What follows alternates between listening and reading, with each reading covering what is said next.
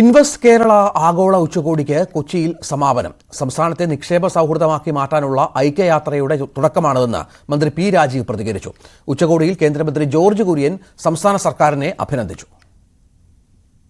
26 രാജ്യങ്ങൾ, 3000 ഡെലിഗേറ്റുകൾ, കോടികളുടെ നിക്ഷേപം. ഇൻവെസ്റ്റ് കേരള ഉച്ചകോടി വിജയമെന്നാണ് വിലയിരുത്തൽ. നിക്ഷേപങ്ങൾ കൊണ്ട് മാത്രമല്ല, വികസനത്തിന്റെ കാര്യത്തിൽ കേരളത്തിന്റെ രാഷ്ട്രീയ ഐക്യവും ഉച്ചകോടിയിൽ പ്രതിഫലിച്ചു. കേന്ദ്രം അനുവദിച്ച പല പദ്ധതികളും സമയബന്ധിതമായി പൂർത്തിയാക്കിയ സംസ്ഥാന സർക്കാരിന് കേന്ദ്രമന്ത്രി ജോർജ് കുര്യന്റെ അഭിനന്ദനം.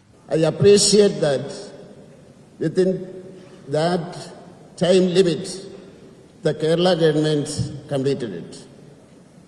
That was the first step of development in Kerala after 2014. I appreciate the Chief Minister and his colleagues. രാഷ്ട്രീയ വ്യത്യാസം മറന്ന് പ്രതിപക്ഷവും നിക്ഷേപ കോടിക്ക് പൂർണ്ണ പിന്തുണ നൽകി. വികസനത്തിൽ രാഷ്ട്രീയമില്ലെന്ന് PK Kunhalikutty.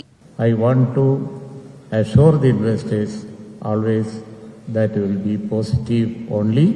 In the past also it had been positive. In future also the opposition will be positive. കേന്ദ്രമന്ത്രിമാർക്കും പ്രതിപക്ഷ നേതാക്കൾക്കും ധനമന്ത്രി KN ബാലഗോപാൽ നന്ദി അറിയിച്ചു.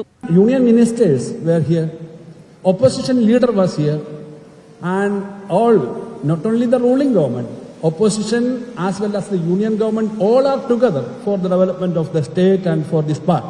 That's a very, very positive thing. It's a positive sign to the entire country. 2 ദിവസം നീണ്ടുനിന്ന invest Kerala ആഗോള ഉച്ചകോടിക്ക് കൊച്ചി ലുലു ബോൾഗാട്ടിയിൽ സമാപനമായി. നിക്ഷേപത്തിന് സമയമെടുക്കും. നിക്ഷേപകരിൽ ആത്മവിശ്വാസമുണ്ടാക്കാനാണ് ശ്രമിച്ചതെന്നാണ് മന്ത്രി പറയുന്നത്. കേരളം വ്യവസായ സൗഹൃദമല്ലെന്ന് പ്രചരിപ്പിച്ചവർക്കുള്ള മറുപടിയായാണ് ഉച്ചകോടിയുടെ വിജയമെന്നാണ് സംഘാടകരുടെ വിലയിരുത്തൽ. News 18 team Kochi.